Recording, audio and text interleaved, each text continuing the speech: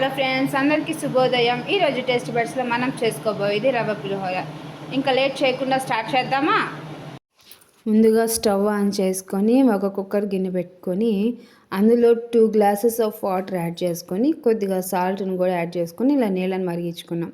ఇప్పుడు అందులో 1 గ్లాస్ బియ్యపు రవ్వను కూడా వేసేసి చక్కగా ఉడికిపోయేదాకా ఉంచుకొని ఒకసారి కలిపేసేసుకొని మూత పెట్టుకొని మగ్గించుకుందాం. చూడండి, ఇలా అయితే మగ్గిపోయిందనమాట. ఇప్పుడు ఇది ఒక గిన్నెలోకి తీసేసుకొని చల్లారబెట్టుకుందాం.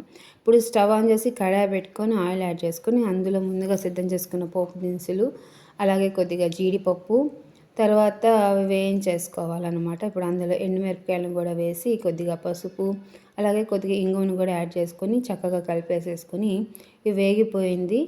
ఇంకా ఇప్పుడు ముందుగా మనం చల్లారబెట్టుకున్న బియ్యపు రవ్వ గిన్నెలోకి ఎత్తి ఈ పోపుని యాడ్ చేసేసుకుంటున్నాం అన్నమాట. తర్వాత అదే బాండీలో చింతపండు రసం కూడా యాడ్ చేసుకొని తర్వాత పచ్చిమిరపకాయలు కూడా యాడ్ చేసుకొని కొద్దిగా పంచదార లేదా బెల్లం యాడ్ చేసుకొని కొద్దిగా ఉప్పుని కూడా అడ్జస్ట్ చేసుకుంటున్నాం. అందులో కరివేపాకును కూడా యాడ్ చేసుకొని ఒకసారి కలిపేసుకోవాలి. ఇక్కడ కూడా చూడండి, చింతపండు పులుసు దగ్గర పడిపోయింది. ఇంకా ఇది కూడా మనం ముందుగా సిద్ధం చేసుకుని ఉంచుకున్న బియ్యపు రవ్వ మిశ్రమంలోకి పులుసును కూడా అయితే కలిపేసేసుకుంటున్నాం. చూడండి, ఎంతో టేస్టీ అయినా ఈజీ అయినా రవ్వ పులిహోర అయితే రెడీ అయిపోయింది. ఇది ఇప్పుడే కలపడం వల్ల అలా ముద్దగా అనిపించింది. చల్లారే కొద్దీ పొడి పొడిగా బాగుంటుంది. చూసారు కదా రవ్వ పులిహోర అయితే ఎలా తయారు చేసుకోవాలనేది. టేస్ట్ కూడా చూసి ఎలా ఉందో మీకు చెప్పేస్తాను.